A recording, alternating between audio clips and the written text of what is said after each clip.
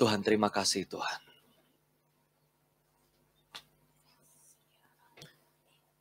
Tuhan, kami mengucap syukur untuk pagi siang hari ini.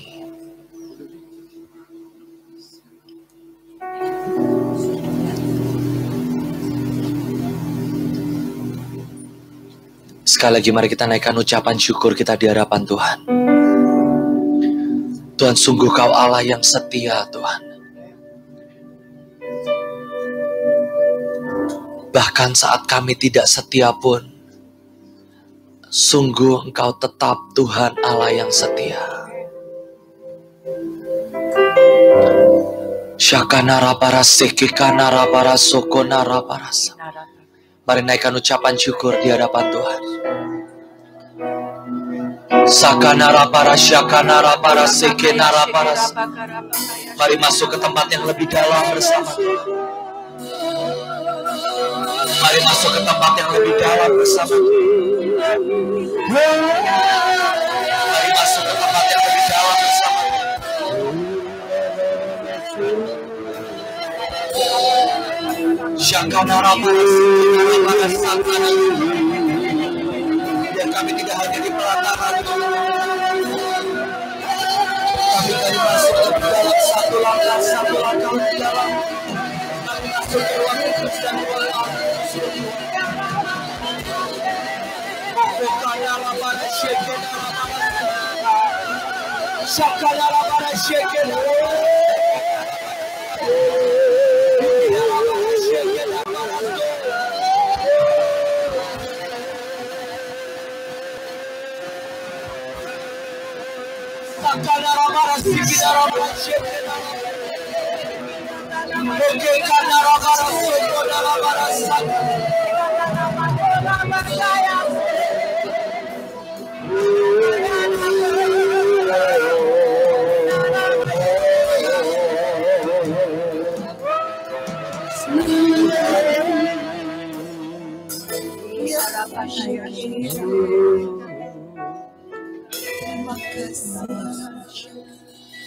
Tuhan, terima kasih.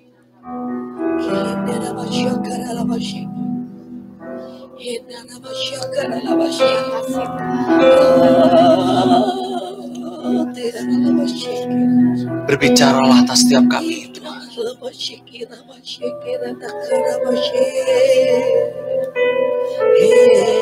Terima kasih Tuhan. Di dalam nama Yesus. Saudara, udah sekian bulan saya ini pelayanan minimal sejak masuk tahun 2021. Setelah tahun 2020 juga kelihatannya nggak ada istirahatnya sama sekali. Masuk ke tahun 2021 juga ada pelayanan-pelayanan yang ajaib lah. Mulai dari awal tahun pergi ke bangsa-bangsa, Kolombia, transit ke Madrid, transit ke Brazil, dan lain sebagainya. Pulang dari situ ada banyak pelayanan dan udah mungkin sekitar 4 minggu inilah. Mulai dari Medan, sampai ke Riau, sampai ke Pekanbaru, sampai keliling semua. Tapi di tengah semua pelayanan, di tengah semua apa yang Tuhan percayakan, di tengah semua, hampir semua pelayanan, kalau bahasa saya tidak terkalahkan. Di semua pelayanan berhasil. Pelayanan ke Kolombia harusnya karantina, tiba-tiba kami dijemput sama KBRI Indonesia dan saya dikeluarkan dari bandara. Harusnya karantina berapa? 14 hari kalau nggak salah. Saya keluar dari bandara, keluar dari pesawat, dijemput sama KBRI dan dikeluarin dari bandara supaya nggak usah pakai karantina. Di Brazil harusnya karantina juga karena nggak punya vaksin yellow fever. Kami harusnya transit ke Spanyol, tapi kalau saudara ingat, di Spanyol ada badai kemarin. Jadi saya transit ke Brazil. Di Brazil saya sudah mau masuk pesawat ditahan karena nggak pegang surat yellow fever. Tapi sekali lagi Tuhan kasih terobosan dan Tuhan kasih kemenangan. Saya pergi ke Riau, saudara, KKR di Riau keren banget. Kami perjalanan 9 jam dan pergi ke tengah hutan sawit Di tengah hutan sawit ada lapangan besar dan kami KKR di sana. Di tengah-tengah KKR nanti ada truk sawit lewat dan lain sebagainya. Lawatan terjadi. Saya KKR ke Pekanbaru, ke Kalimantan, lawatan dan lain sebagainya. Tapi di tengah-tengah seperti itu saya tiba-tiba Roh Kudus bilang di dalam. Dan Roh Kudus cuma bilang gini. Jangan rasa saat semua berkat dan saat semua pengurapan. Jangan pernah merasa kita ini dicintai Tuhan. Jangan-jangan. Semua berkat jalan, pengurapan jalan. Jangan-jangan kita ini bukan dicintai Tuhan. Tapi kita hanya dibutuhkan Tuhan. Jangan berpikir tarian kita diurapi, penyembahan kita diurapi. Dan kita ini dicintai Tuhan, makanya kita penuh urapan. Jangan-jangan kita ini hanya dibutuhkan Tuhan. Saudara, dari satu kalimat itu saya shock. Karena kelihatannya saya KKR di mana-mana, saudara. Saya KKR dan dimanapun saya KKR. Pasti ada keberhasilan, pasti ada hal yang ajaib terjadi. Altar call itu udah nggak kehitung berapa kali, saudara. Kelihatannya semua berhasil. Tapi tiba-tiba ada satu firman Tuhan dan Tuhan berkata, jangan kamu berpikir kamu dicintai Tuhan, makanya pengurapan itu semua berjalan. Jangan-jangan kamu ini hanya dibutuhkan Tuhan.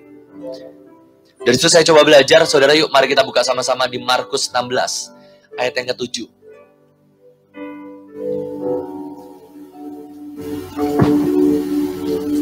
Markus 16, ayat yang ke-7. Kita kan sama-sama belajar sama-sama. Tadi malam saya baca satu statement. Dia bilang gini, often ministries are not motivated by a love for Jesus, but a drive to accomplish. Seringkali pelayan Tuhan itu tidak termotivasi, bukan berjalan, bukan melayani, karena cinta kita kepada Tuhan. Tapi sebagai bahasa saya, nafsu untuk kita menyelesaikan. Dan kita kan sama-sama belajar hari ini tentang banyak orang, banyak tokoh di Alkitab. Jadi saya berharap multimedia yang menyiapkan ayat bisa catch up dengan saya. Saudara, yang pertama ada cerita tentang Petrus. Ini adalah orang yang dicintai Tuhan. Tetapi sekarang pergilah, katakan kepada murid-muridnya dan kepada Petrus. Ia mendahului kamu ke Galilea. Di sana kamu akan melihat dia seperti yang sudah dikatakannya kepadamu. Saudara, ini adalah cerita setelah Yesus mati dan Yesus bangkit. Hari itu Yesus mati, dikubur, dan hari yang ketiga Yesus bangkit. Dan semua murid-murid, beberapa murid datang. Maria datang, murid-murid datang. Dan mereka bertemu seorang malaikat. Dan malaikat ini membawa pesan, katakan kepada murid dan kepada Petrus, ia mendahului kamu kepada Galilea. Jadi Yesus bilang gini, kamu gak usah cari dia di kubur. Carilah dia di Galilea. Tuhan sudah menantikan engkau di sana. Tapi yang menjadi masalah adalah hari itu, seperti kita semua tahu, Petrus baru saja menyangkal Yesus dan bersumpah bahkan. Dan memaki Yesus 3 kali. Maka ada satu kata yang buat saya kaget. Bagaimana cinta Tuhan kepada Petrus. Kalau saudara buka gini. Lalu malaikat itu berkata, sekarang pergilah. Katakan kepada murid-muridnya dan kepada siapa? Yesus punya 12 murid. Yesus punya Maria Magdalena, Maria yang lain, Maria ibu Yesus. Tapi hanya satu nama yang disebut Yesus. Petrus. Ini yang menyampaikan dalam malaikat. Saudara bisa bayangkan Yesus menitip pesan. Ini kan ceritanya Yesus nitip pesan. Saudara bisa bayangkan nih. Yesus keluar dari kubur, ada malaikat yang gulingin batu.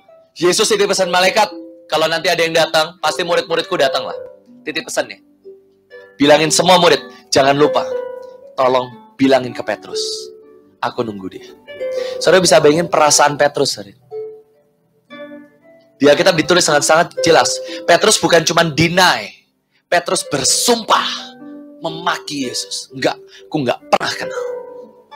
Saudara bisa bayangin betapa remuknya hati Petrus. Saudara harus bayangin betapa hancurnya Petrus hari itu. Dan hari itu Yesus pergi. Dan Yesus titip pesan. bilangin ke semua murid, katakan kepada semua murid, dan kepada Petrus. Dia nyebut satu nama. Ada 12 murid, ada Maria, ada Ibu Yesus, ada Yohanes yang paling dicintai, betul? Cuman satu nama yang disebut, Petrus. Saudara, banyak orang yang dicintai Tuhan. Saya selalu katakan, kalau ada orang yang bilang cinta Tuhan kepada manusia itu sama rata, salah, saudara. Ya, kita ditulis sangat-sangat jelas. Tuhan mengasihi Yakub tapi membenci Esau. Tuhan murid yang paling dikasihi Yesus, Yohanes. Cinta Tuhan itu nggak sama rata. Buat saya, Yesus lebih mencintai saya daripada saudara. Enggak lah, Yesus mencintai saudara juga. Tapi saya yakin, Tuhan ini punya cinta personal. Dan apakah Tuhan mencintaimu secara personal? Atau Tuhan hanya sekedar? Kenapa? Karena engkau tidak punya kisah cinta dengan Tuhan. Engkau melayani sekedar, engkau hidup sekedar, engkau pelayanan sekedar, dan engkau tidak punya perjalanan cinta. Saudara, Petrus ini baru menyangkal Yesus. Dia ini bukan murid yang paling baik. Dia adalah murid yang Yesus pernah mengusir setan dari Petrus. Enyahlah engkau iblis. Itu ke Petrus. Petrus bukan orang yang baik. Petrus bukan orang yang paling kudus. Dia yang angkat pedang pada saat Yesus mau ditangkap. Dan dia juga orang pertama yang lari. Dia juga orang yang menyangkal Yesus. Tapi Yesus punya cinta pribadi. Siapa yang mau punya cinta pribadi dengan Tuhan? Saudara, saya ini punya banyak anak-anak. Anak youth banyak, anak penari banyak, pelayan Tuhan banyak. Tapi saya nggak bisa pungkiri, tetap ada anak-anak yang menjadi bahasa saya, tetap ada favorit. Ada beberapa anak, mereka bukan yang paling hebat. Ada satu anak laki, paling keras kepala, paling sering ngajak saya berantem dia. Sekarang udah jarang tapi. Dulu rutin ngajakin saya berantem. Pintu dijebolin, pintu kamar mandi kantor sampai sekarang nggak bisa ditutup gara-gara dia. Dia pukul karena dari aluminium gitu ya, nyangkut. Setiap kali dia jebolin pintu, besoknya saya panggil tukang pintu, udah beres, dia datang. Dan dia nanya, loh kok pintunya udah beres? Sama dia cuma ditutupin kertas. Dia pikir saya nggak tahu apa, mata-mata saya kan banyak. Ditutupin pakai kertas. Tulisannya apa gitu, kantor atau apa gitu. Kan saya tahu gitu. Saya langsung panggil tukang, tambah dia tahu saya yang bayar. Besok dia datang, pintu udah beres. Dan dia makin marah, dia bilang, kenapa kok Jos benerin pintu? Lah pintunya jebol, masa nggak saya benerin? Tapi kan itu saya yang salah. Iya, terus kenapa? Ini anak adalah orang pertama yang waktu saya bikin KKR, dia nungguin saya naik motor, saudara. Saya selesai KKR, ditungguin di depan pintu. Dia nggak pengen ngajak pukul-pukulan sih. Dia nggak pengen ngajak saya berantem. Kenapa? Karena semua orang saya kasih kepercayaan kecuali dia, menurut dia. Semua orang saya jadiin pemimpin Asyar, pemimpin WL, yang menurut dia lebih buruk lah dari dia. Saya ini udah pelayanan sekian tahun kok. Masa aku nggak dapat anak buah, katanya. Ngajakin saya berantem, nggak ngajakin pukul-pukulan ya, tapi nungguin saya di depan KKR, naik motor. Pakai helm, nungguin saya. Malam-malam saya keluar, dia nungguin saya. Tapi saya nggak bisa pungkirin, dia tetap favorit saya. Kita punya perjalanan. Dia adalah orang pertama yang menjadi full timer. Dia orang pertama yang berkata, pelayanan camp, pelayanan macam apapun, aku akan ada di sana. Walaupun dia juga orang pertama yang kita pernah KKR, saudara. Kita pernah KKR di alun-alun kota. Kami nyanyi Amazing Grace. Khotbah sebut nama Yesus. Tiba-tiba di belakang sound dimatiin, diteriakin, ini pasti penginjilan, ini pasti penginjilan. Dia dari khotbah pegang mic-nya ditaruh, name tag-nya ditaruh di tas orang lain, dan dia kabur pertama, saudara. Baru khotbah nama Yesus. Orang yang bilang, aku tidak akan meninggalkan Yesus. Saya sebut dia Petrus, saudara. Dasar kamu Petrus. Ngomong Yesus baru diteriakin. Padahal nggak ada apa-apa, cuman soundman-nya takut. Soundman-nya, nggak ada yang masalah. Dia orang pertama yang kabur, saudara. Tapi itu favorit. Ada banyak orang yang lebih baik dari anak ini. Yesus punya 11 murid yang jauh lebih baik dari Petrus. Tapi hanya satu nama yang disebut Yesus. Ada orang yang kedua. Markus 16, Yohanes 20 ayat 17. Yesus berkata gini, janganlah engkau memegang aku, sebab aku belum pergi kepada Bapa. Ceritanya gini, Yesus tadi dia bangkit, Yesus harus bawa darahnya. Dia harus bawa darah korban pendamaian. Yang di Alkitab ditulis, anak domba yang tidak bercacat. Dia setelah melewati salib, setelah melewati semua cambuk, Yesus harus bawa. Dan Yesus jalan kepada Bapa. Di tengah perjalanannya kepada Bapa, dia melihat, mata ekornya ngelihat Maria yang kerasukan setan itu datang kepada kuburnya. Dia bawa darah. Setelah dia lihat ada Maria, Yesus nggak lanjut ketemu Bapa. Yesus breaking the rules buat ketemu siapa? Maria. Dan saya pernah baca di Alkitab ditulis gini, harus domba tidak bercacat celah, manusia itu cacat. Begitu Maria Magdalena berhasil menyentuh Yesus, korbannya cacat. Dan apa yang harus Yesus lakukan?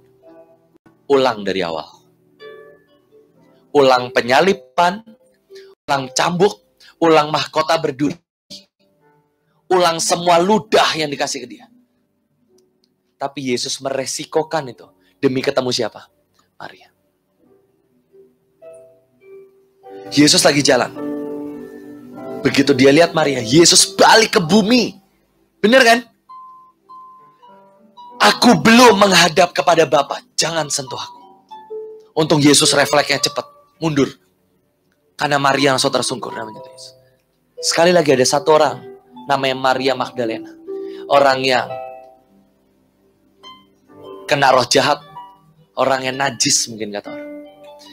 Tapi dia punya cinta akan Tuhan. Kalau hari ini saya tanya, seberapa banyak kau di tempat ini? Engkau yang punya cinta akan Tuhan seperti itu. Cinta yang bisa menggerakkan Tuhan sampai Tuhan turun ke sini. Berapa banyak gereja hari ini kebaktian? Saat ini, in this moment. Ya, betul, Yesus Tuhan adalah omnipresent. Tuhan ada di mana-mana. Tapi seberapa banyak ada WL, pemain musik, penyembah, penari, bahkan jemaat yang bisa nyanyi, nyembah, bawa korban, dan tiba-tiba hadirat Tuhan turun. Seberapa banyak? Setiap kali saya lihat pemain keyboard di Mahanaim, saya lihat kami itu pernah KKR, saudara. Dan judul KKR-nya tuh Heaven, nama tema seminarnya adalah Heavenly Realms. Hadirat Tuhan, hadirat surga. Saudara tahu, itu KKR mungkin 700, hampir 800 orang seminar itu. Pemain keyboard, cuman main keyboard. Itu orang rebah satu-satu. Dan yang gaib gini, saudara.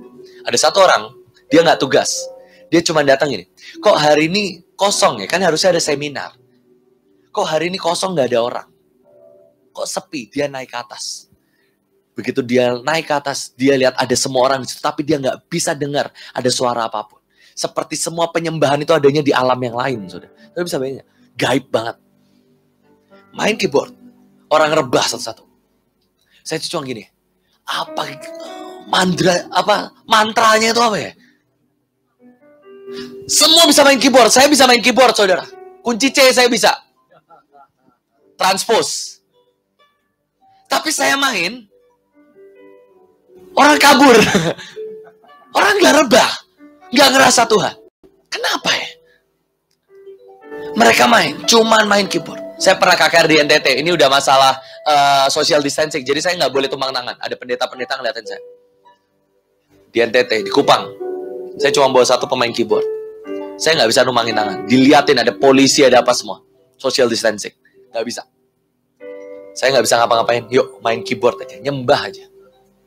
Nyembah aja. Saya nggak bisa nyentuh secara fisik. Tapi biar penyembahan hadirat Tuhan.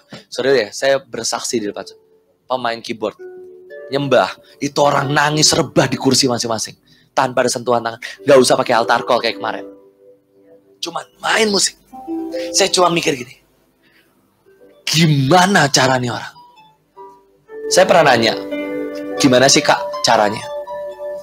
Dia cerita, Jos, saya itu hidup miskin banget.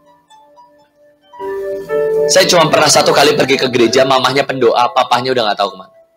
Dan waktu dia ke gereja, dia duduk di ujung dan dia cuma lihat pemain keyboard. Dan dia cuma bilang, Tuhan, aku pengen. Dan karena mamanya pendoa, maka mamahnya akan ngajakin anaknya berdiri di samping pemain keyboard, ngeliatin, oh pencetnya ini. Dia pulang, dia ambil karton di rumah, dia gambar hitam putih. Dan dia latihan di karton kosong. Dia latihan karton kosong. Itu yang dia lakuin.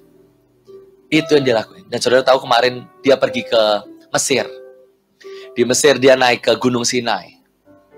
Dia bawa keyboard, saudara. Dia naik ke Gunung Sinai, perjalanan 6 jam.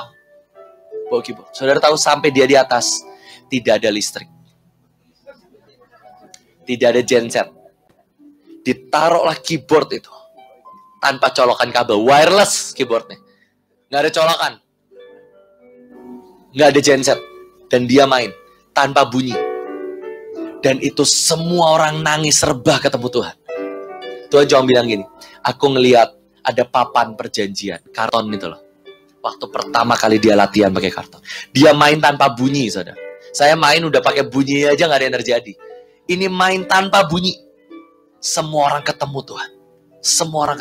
Tanpa bunyi, saudara. Itu hubungan dia dengan Tuhan. Kalau hari ini saya tanya, apa hubunganmu dengan Tuhan? Saya KKR, saudara. Ini provinsi saya yang kelima. Tapi apakah saya ini dipakai Tuhan karena sungguh Tuhan mencintai saya? Atau jangan-jangan Tuhan memang cuma membutuhkan saya? Nanti kita belajar sama-sama. Orang yang pertama bernama Petrus. Orang yang kedua bernama Maria.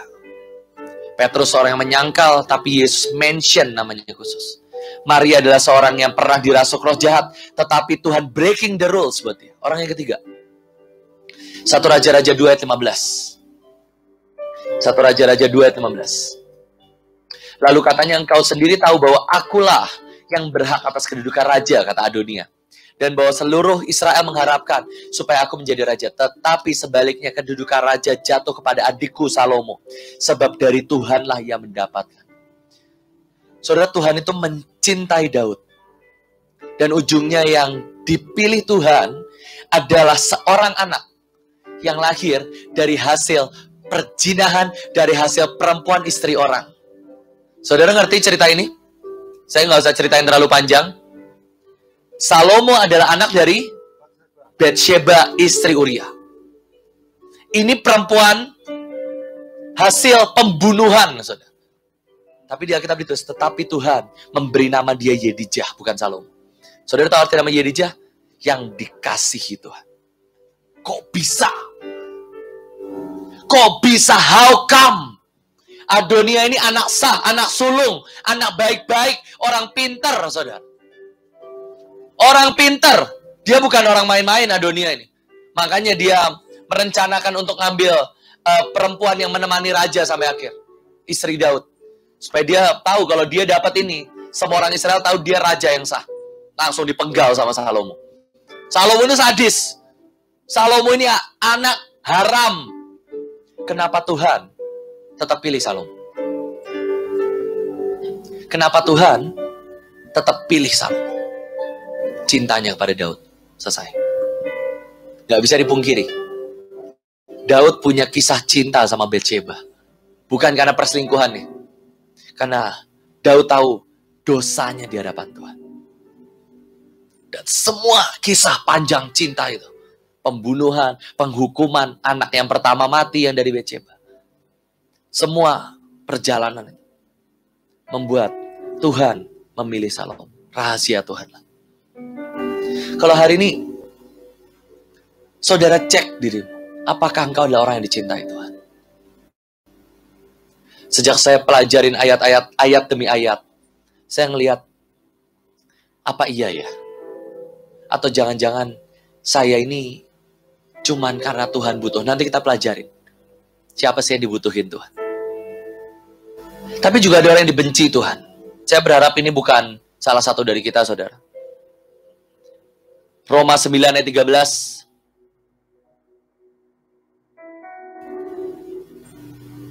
Ada orang yang mendapat favor dari anak haram, dari perempuan yang diusir 7 roh jahat, dari orang yang baru bersumpah memaki Tuhan. Tapi tidak ada satupun mereka yang dibenci Tuhan. Tapi ada orang yang kelihatannya baik. Seperti ada tertulis, apa? Aku mengasihi Yakub, tetapi saudara tahu nggak kesalahan Esau itu apa? Cuman jual hak kesulungan, saudara. Cuman jual. Dia nggak selingkuh. Dia nggak pernah kerasuk roh jahat. Dia nggak pernah menyangkal Yesus. Nggak pernah menyangkal Tuhannya. Saudara, Esau ini bukan nggak pernah bunuh orang. Dia orang baik-baik. Kakak yang baik buat adiknya. Dia lagi lapar. Dia ini baru perjalanan berburu. Nggak dapat buruan. Pulang kelaparan. Sama adiknya disengin. Bayar dulu hak kesulungan. Saudara tahu nggak hak kesulungan itu apa? Hak kesulungan itu selain berkat, itu artinya gini. Tanggung jawab buat ngurusin bapak mamamu. Itu hak kesulungan. Jadi kalau papa mamamu sudah tua, siapa yang akan ngambil tanggung jawab? Nah, itu hak kesulungan. Jadi si Yakub tuh bilang gini, jual dulu. Siapa yang ngurusin papa mama? Ya udahlah, ambillah sana. Cuman satu dosanya. Betul nggak? Satu. Dibenci Tuhan. Bingung ya? Saya juga bingung, saudara. Dia nggak pernah bunuh orang. Nggak pernah nyangkal. Nggak pernah kerasukan setan. Dia cuma tidak menghargai apa yang sudah Tuhan kasih dalam hidup.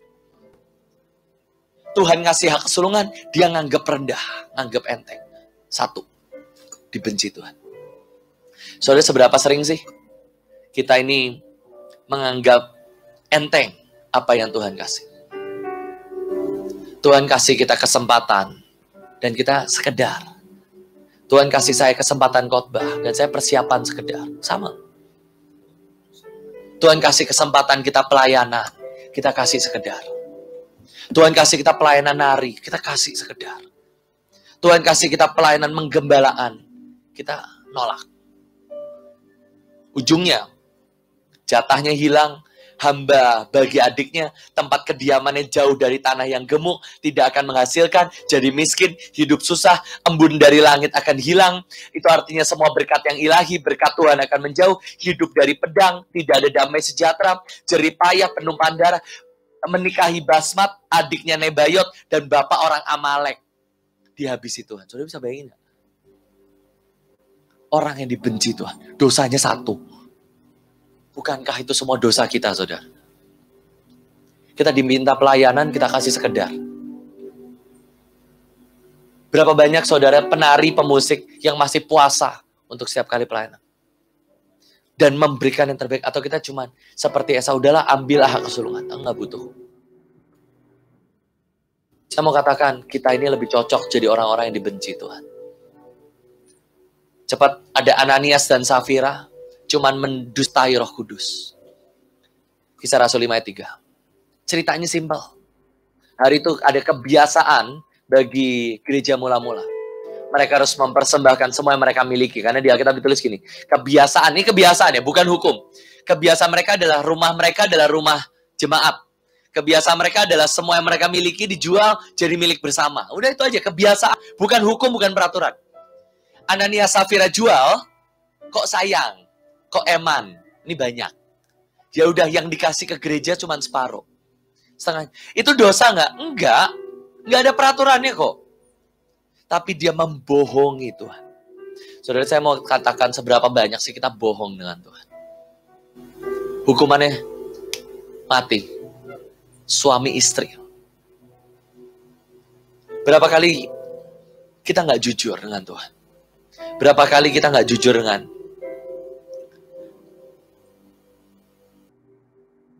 sebab telah kuberitahukan kepadanya bahwa aku akan menghukum keluarganya untuk selamanya karena dosa yang telah diketahuinya, yakni bahwa anak-anaknya telah menghujat Allah tetapi ia tidak memarahi mereka. Dan ujungnya keluarga Imam Eli tidak ada satupun yang melanjutkan. Dosanya apa? Tidak memuridkan. Saudara, dosa tidak memuridkan mah semua dosa orang Bahtera kali. Semua kita lah. Tidak memuridkan. Ini dosa Imam Eli. Cuman satu juga. Imam Eli itu imam yang baik loh. Dia gak pernah selingkuh, gak pernah bunuh orang, gak pernah kerasukan, hidup buat Tuhan. Tapi dia gak pernah mendidik anak-anaknya. Makanya kenapa hari ini saya bawa Jedi. Anak umur 10 tahun buat main drum. Walaupun kemarin udah nangis, saya omel. Tugas saya mendidik dia. Saya bisa bilang, jadi permainan drum kamu bagus. Kamu luar biasa dipakai Tuhan. Saya nggak mau jadi Imam Heli. Mendingan saya marahin dia. Nangis kemarin. Tugas saya mendidik. Tugas saya bukan main politik. Anak pemimpin loh. Ini anak gembala loh, saudara. Jadi ini anak gembalanya saya. Gembalanya saya. Nanti kalau saya diomelin, saya nggak boleh pelayanan lagi. Ya udahlah, nasib. Anaknya Pak Fendi dan Bu Melinda. Orang Surabaya juga. Saya mau makan di rumah neneknya nggak boleh tapi. Dua nenek. Ada 2 nenek. Tugas saya mendidik. Mau nangis, mau marah, mau sakit hati, tugas saya harus didik. Main drum kayak apa kayak gitu. Bagus tuh. Not good enough buat saya. Kita nggak punya waktu banyak. Kalau kamu punya 20 tahun buat kamu latihan drum, ya udahlah. Kalau kamu cuma punya 3 tahun terakhir, 5 tahun terakhir. Saya suruh dia latihan, tanya Jadi. Coach butuh kamu latihan. Kamu lari, main badminton, terserah. Aku butuh kamu punya stamina. Latihan ya. Saya tanyain mamahnya, udah latihan belum? Udah olahraga belum? Saya nggak mau jadi Imam Heli. Ada orang yang selanjutnya, ini lebih sadis lagi, saudara. Yuk, kali ini kita baca sama-sama ya. 1 Raja-Raja 14 ayat 10. Ini sadis. Ini tentang orang-orang yang dibenci Tuhan. 1 Raja-Raja 14 ayat 10. Baca sama-sama, 1, 2, 3.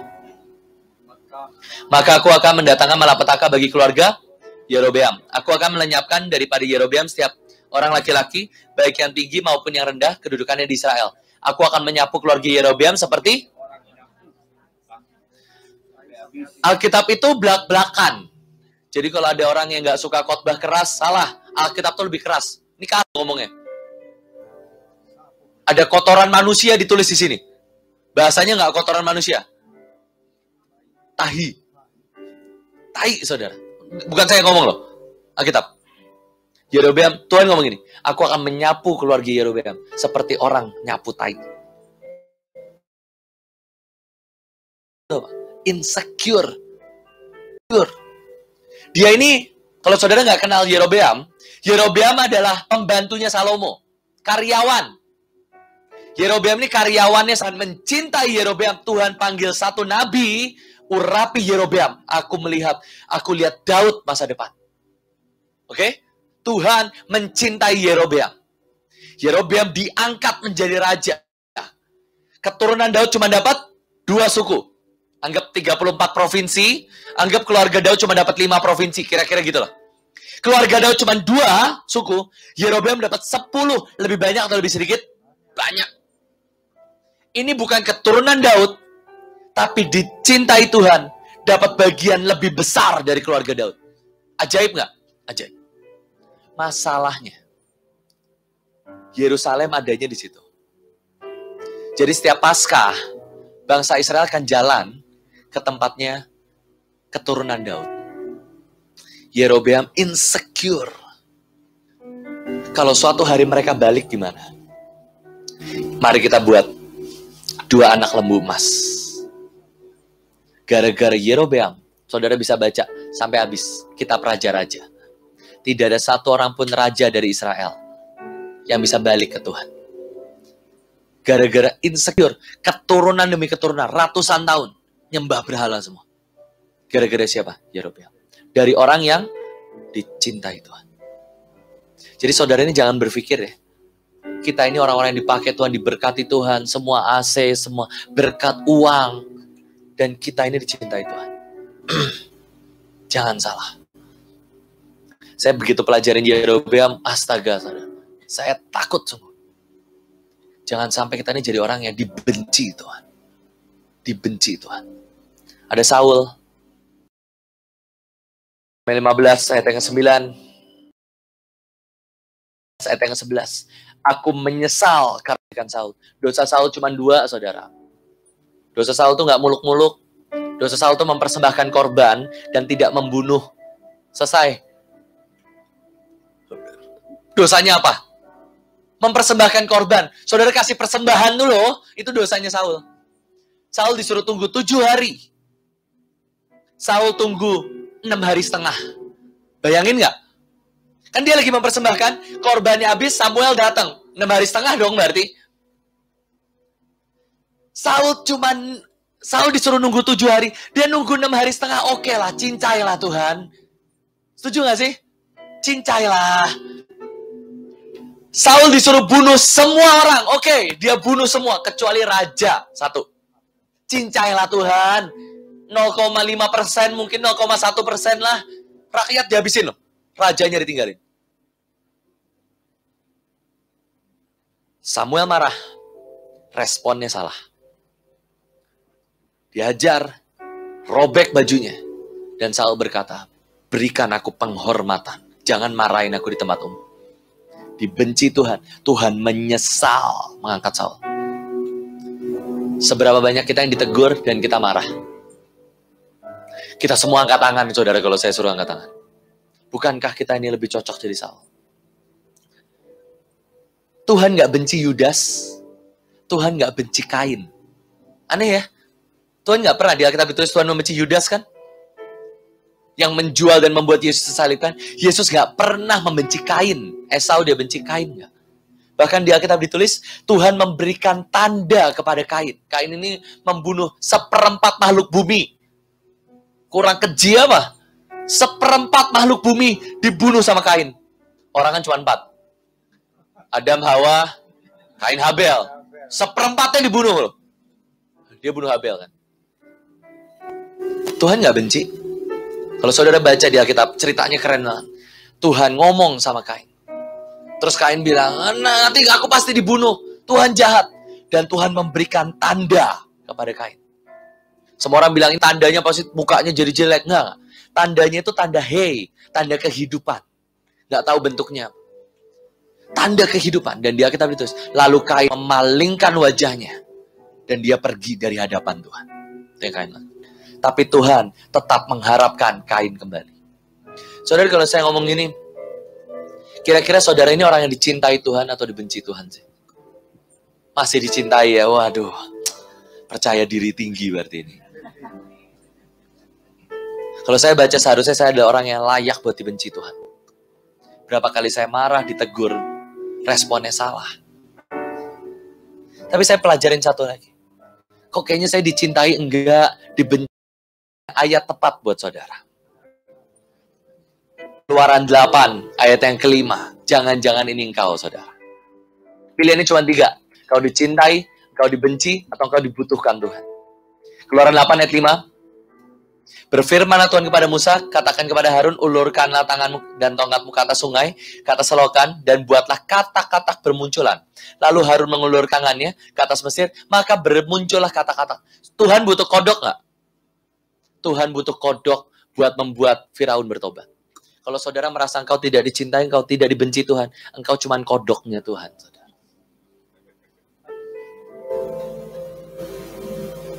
Kodok yang pegang kamera, kodok yang pegang keyboard, kodok yang main tamborin. Itu. Kalau nggak kodok, kalau saudara mau elit buat Petrus bertobat, ayam. Saudara kalau kodok kurang elit buat saudara, oke, mungkin ayam, kedai. Saudara juga bisa jadi bangsa Moab, bangsa Amon.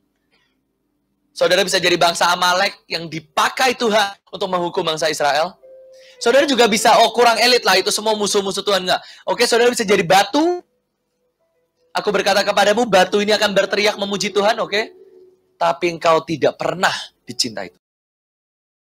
Kodok-kodok yang nyanyi, kodok-kodok yang nari, kodok-kodok yang pegang sound system. Butuh kan yang pegang kamera kalau hamba Tuhan yang geser-geser kan? Yang main keyboard siapa? Yang beres, yang sterilize mic ini siapa? Jangan pernah berpikir. Begitu saya pelajarin ayat-ayat ini, saudara. Saya nangis di hadapan Tuhan. Dan saya cuma berdoa, Tuhan, jangan sampai aku ini cuma kodok yang khotbah di depan. Saya khotbah keliling, jadwal saya masih panjang. Jangan sampai saya ini cuma jadi kodok yang pegang mic, saudara. Kodok yang khotbah, kodok yang altar call. Artinya apa sih? Gak dicintai Tuhan ya. Ya gimana? Gak ada yang mau altar call kan? Gak ada yang mau khotbah kan? Semua orang takut COVID kan? Ya udahlah Joshua lah. Paling dia gak takut sendiri. Udahlah dia berangkat deh. Ya gitu doang. Udah yang lain jadwalnya sibuk, ya udah Joshua pengangguran kan, pengacara, pengangguran penuh acara, udahlah berangkatin. Udah saya cuma jadi kodok pegang mic. Saudara nangkap sampai sini? Gak lebih, gak kurang. Cuma jadi nyamuk, lalat, keledai, ayam, batu, Amalek, saya bisa lanjutin. Semua yang tidak pernah dicintai Tuhan, tapi ya udah Tuhan butuh. Ya udahlah, roh dusta deh berangkat. Tahu? Roh dusta berangkat. Roh maut deh, roh maut dibutuhin Tuhan loh. Buat tulah ke-10, butuhnya roh maut. Tuhan mencintai roh maut gak? Gak. Tapi Tuhan butuh dong ada roh maut. Oh ini Firaun gak bertobat-bertobat nih. Dia roh maut deh. Ini Ahab gak mau pergi perang. Roh dusta deh. Tuhan butuh roh dusta gak? Butuh loh. Tapi gak pernah dicintai Tuhan. Tuhan gak pernah mengharapkan dia. Dan saya itu cuma berdoa, Tuhan, semua berkat, ini cuma kodok pakai aksesoris. Kodok pakai batik mahal. Kalau saya gak dicintai Tuhan. Kalau saya tidak kembali ngejar Tuhan. Kalau saya gak kembali menjadi orang yang punya kisah cinta sama Tuhan. Seperti Petrus, Maria, Yohanes, Daud. Mungkin saya menjaga diri saya aman dari saya nggak dibenci Tuhan. Pokoknya kalau Tuhan tegur, saya minta ampun lah. Jangan sampai saya dibenci Tuhan. Tapi buat tahap dicintai kayaknya enggak lah Tuhan, enggak lah. Ya udah saudara, ambillah jalur di tengah. Jalur apa? Jalan kodok. Gak pernah dicintai Tuhan. Butuh aja, butuh donatur kan? Butuh M. Tapi saya mau katakan, itu bukan destinimu saudara. Destinimu adalah kembali kepada pelukan Tuhan. Destinimu adalah anak. Destinimu adalah orang-orang yang dicintai Tuhan. Saudara, saya mau tutup. Hidup ini tentang perjalanan kita dengan Tuhan. Hidup ini bukan tentang seberapa banyak kemenangan yang kau dapatkan. Seberapa banyak achievement. Kalau saya mau cerita achievement, oh iya saya KKR di sini, hebat di sini. Punya pelayanan di sini. Saya punya pojok bacaan, pocan di sini, penginjilan di sini. Kami pergi ke desa-desa, saya itu pernah pergi ke pedalaman 2 minggu, saudara. Kami dipromosin jangan pakai sepatu, karena semua sepatu pasti hancur. Beli aja sendal lokal, 50.000, itu bagus banget. Saya nggak pakai sepatu, saya pergi ke sana beli sendal 50.000, 3 hari sendalnya rusak, saudara. Saya merasa dibodohi sama promosi di sana, saya jalan nggak pakai sepatu, nyeker. Itu mulai dari pasir panas, karena benar-benar nggak ada rumah, nggak ada pohon, nggak ada, cuma pasir aja sepanjang jalan. Itu kaki melepuh saya jalan. Saya jalan di sungai, batu kerikil semua. Saya jalan di gunung yang itu kerikilnya tajam turunan, sampai saya jalan itu cuma 1 senti demi 1 senti. Saking sakitnya. Saya bisa cerita tentang berapa banyak pengorbanan uang yang saya berikan. Saya nabur sekian. Saya pergi ke Kolombia habis sekian ratus juta. Uang saya pribadi saya bisa. Tapi apakah itu cukup untuk menggetarkan hati Tuhan? Belum tentu. Tapi saya ingat, saya pernah ada di Bantar Gebang. Pakai gitar. Saya pernah naik pesawat mulai dari yang bisnis, pergi pelayanan, dilayanin sampai hotel terbaik di Amerika dan lain sebagainya. Tapi saya pernah cuman bawa gitar naik ke Bantar Gebang. Di ulang tahun saya ke-16 tahun. Kumpuli sama ibu-ibu pemungut sampah. Pipi saya dicubit-cubitin, saya cuma mikir ini habis pegang apa mereka. Lucu banget, anak umur 16, udah mau pelayanan, udah mau bagi-bagi makan, dicubitin pipi saya, cubitin semua. Aduh, saya Tuhan kotor semua tuh. Dan saya cuma pakai gitar, saya nggak terlalu bisa gitar. Waktu itu, saya cuma nyanyi jangan biarkan aku pergi, sama saya kesaksian. Tapi itu sampai Pak Petrus Agung almarhum ngechat, Joshua ada di mana? Dia menggetarkan hati Tuhan. Saya pernah KKR depan 70.000 orang, altar call, semua orang nangis, serba. Gak ada orang yang ngomong, engkau menggetarkan hati Tuhan. Saya pelayanan, tinggal di hotel. Enggak, Tuhan gak getar. Tapi saya juga pernah saya pelayanan ke pelosok-pelosok. Saya ketemu orang dan saya cuma nangis ketemu dia. Saya ini ada satu orang di pedalaman, nggak pedalaman lah, kota Cianjur. Itu ada satu orang ibu, aneh buat kata banyak orang. Dia coba konseling sama semua orang Mahanaim, ditolak saudara. Karena emang orangnya aneh banget. Seorang ibu janda, aneh lah orangnya. Tapi saya nggak tahu kenapa hari itu saya di chat.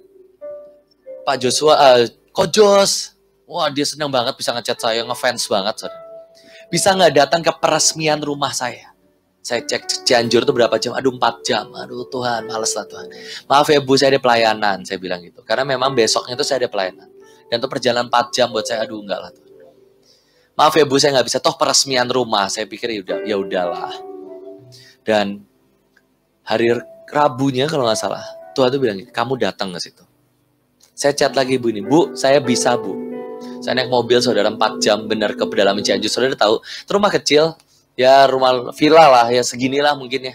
Di depan pintu itu dikasih spanduk besar. Selamat datang Koko Joshua tercinta. Foto saya dijejer di situ. Ada foto kokoh saya lagi di situ karena dia nggak bisa bedain kokoh saya dan saya. Foto kakak saya ditaruh situ. Saya cuma ngeliat, saya bawa pulang spanduk itu.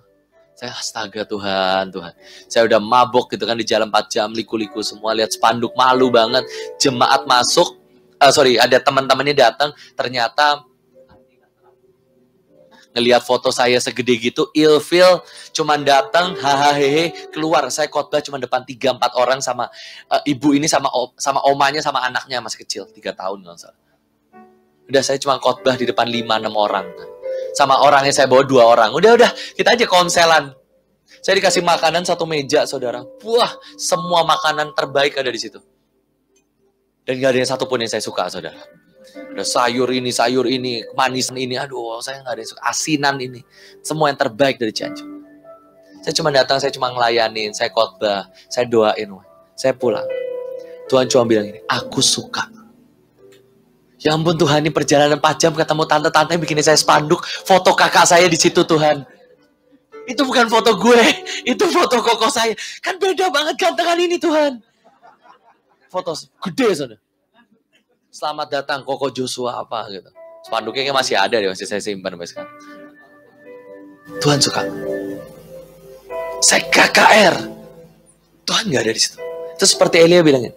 Aku lihat ada angin badai dan Tuhan nggak di situ. Aku lihat ada api dan Tuhan nggak di situ. Aku lihat angin sepoi-sepoi Tuhan di situ. Saudara saya berdoa. Hari ini saya mau ajak kita nyanyi. I'm coming back to the heart of worship. Saya mau ajak kita nyanyi dari awal. When the music fades. Tapi kapan terakhir kali engkau menggetarkan?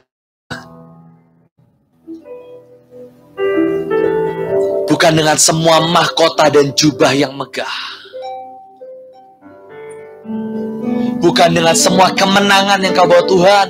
Ini pendudukan demi pendudukan, keberhasilan. Kau hanya di mana engkau datang. Mari tutup matamu, tutup Alkitabmu sama-sama. When the music fades. When the music fades. All the strip away. And I simply come. And I simply come. Longing just to breathe. Longing just to bring something that's of worth that will bless your heart. I'll bring you more than a song. For a song in itself. For a song in itself. It's not what you have required. What you have required. You search much deeper within. Oh, you search much deeper within. Through the way things appear. Through the way things appear. You're looking into my heart. Coba Dwiki bilang gini. Di saat gak ada musik, di saat kita bawa lagu, yang Tuhan cari itu bukan lagu. Yang Tuhan cari itu bukan cinta. Kau bisa bawa semua Tuhan, aku udah nabur sekian. Pasar murahku segini Tuhan. Di sini kan terkenal pasar murahnya. Pasar murahku segini. Tapi apakah ada hati Tuhan di tempat ini? Saya berdoa, Engkau berkata Tuhan, jangan jadikan aku kodok yang bernyanyi Tuhan. Tuhan jangan jadikan aku ayam-ayam berdompet Tuhan. Jangan pernah jadikan aku nyamuk-nyamuk pegang kamera, pegang sound. Tapi biar aku menjadi orang-orang yang sungguh dicintai Tuhan. Sekali lagi sama-sama katakan, when the music fades. When the music fades And all is stripped away. all I strip away, And I simply come. and I simply come, Tuhan, kami datang Tuhan. longing just to Kami datang dengan semua kelemahan kami. something that's offered. Kami datang dengan semua kekurangan kami. Kami tidak lebih dari Saul. Kami tidak lebih dari Imam Eli. Tapi kami berdoa Tuhan, For a song in itself is not what you have required. buat hati kami kembali berdetak akan cintamu. You search much deeper. Sebab kami tahu Kau cari yang dalam hidup kami. waiting something. You're looking into my heart. I'm coming back. I'm coming back to the heart of worship. When it's all about you. When it's all about you. Oh, I'm going for the things I've made it. When it's all about you. When it's all about Sekali lagi you. katakan, I'm coming back. I'm coming back to the heart of worship. It's all about you. All about you, Jesus. I'm sorry, Lord, for the things I've done. When it's all about you, Jesus. It's all about you. Katakan, it's all about you. It's all about you. It's all about you. Jesus. It's all about you, Jesus. It's all about you. It's all about you. It's all All about about you, Jesus. Soalnya saya cuma ingat waktu Misael, anak saya itu masih 1 minggu. Dan hari itu masih 1 minggu, benar-benar umurnya 1 minggu. Baru 5 hari keluar dari rumah sakit. Dan saya cuma bawa ke Mahanaim. Dan saya cuma angkat dan saya cuma nari di hadapan Tuhan. Bukan tarian yang terbaik, tapi yang saya ingat saya cuma taruh anak saya di atas tabut. Seperti tabut, cuma lebih besar. Saya taruh di atas. Dan saya tahu hari itu ada sesuatu yang getar di hati Tuhan. Buat saudara mungkin yang nggak gitu kenal saya ini udah pengen banget punya adik perempuan, anak perempuan udah sekian belas tahun terakhir. Dan saya tahu itu adalah anak yang akan menjadi berhala dalam hidup saya.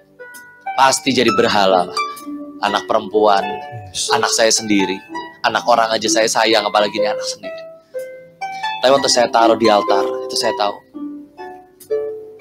Itu yang harus saya letakkan untuk saya dapat lagi hati Tuhan. Hari ini sekali lagi tutup matamu di hadapan Tuhan. Saya hanya berdoa, jangan pernah engkau mau berhenti hanya di orang yang dibutuhkan Tuhan. It's all about you. It's all about you. Tapi kejar hati Tuhan. Pagi hari ini, siang hari ini. All about Sekali lagi taruh tanganmu di hatimu dan katakan, Tuhan, buat cinta ini kembali berdetak, Tuhan. Buat cinta ini kembali berdetak, Tuhan. Kami gak mau hanya jadi orang yang dibutuhkan. Karena memang kami bisa khotbah, kami bisa pelayanan, kami bisa memimpin, kami bisa penginjilan. Tapi kami kehilangan Engkau. Katakan, I'm sorry Lord, I'm sorry Lord for the things I made. When it's all about you, Jesus. It's all about you, Jesus. I'm sorry Lord for the things I made. When it's all about you. When it's all about you. Sekali lagi katakan, I'm sorry Lord. I'm sorry Lord for the things I've made. When it's all about you. It's all about you. It's all about you, Jesus. It's all about you. It's all about you. Tuhan, berikan kami kembali hatimu, Tuhan. Jangan pernah buat kami kehilangan Kau, Tuhan. It's all about you, Jesus. Dan kami hanya jadi hiasan-hiasan dalam pelayanan. Kami hanya jadi orang-orang yang dibutuhkan. It's all about you. Tapi buat kami dicintai Tuhan, buat kami dicintai dan mencintai. For I am yours, for we are yours. It's all about you, Jesus. It's all about you. Sekali lagi katakan, it's all about you, Lord. It's all about you. Mari berurusan dengan Tuhan, mari berurusan dengan Tuhan. Belum selesai, Tuhan belum selesai. It's all about you. Terus minta hati Tuhan, minta cinta Tuhan. It's all about you, Jesus. It's all about you, Lord.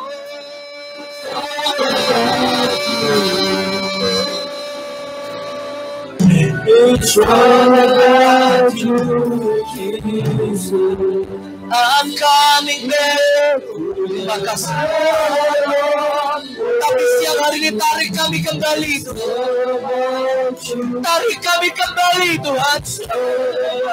Tarik kami kembali, Tuhan, dari setiap kebekuan, keapatisan, setiap rutinitas yang membunuh kami.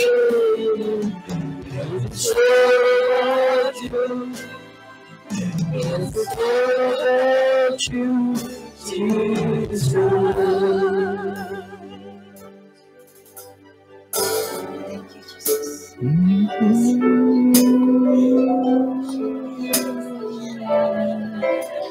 It's all about you, Jesus.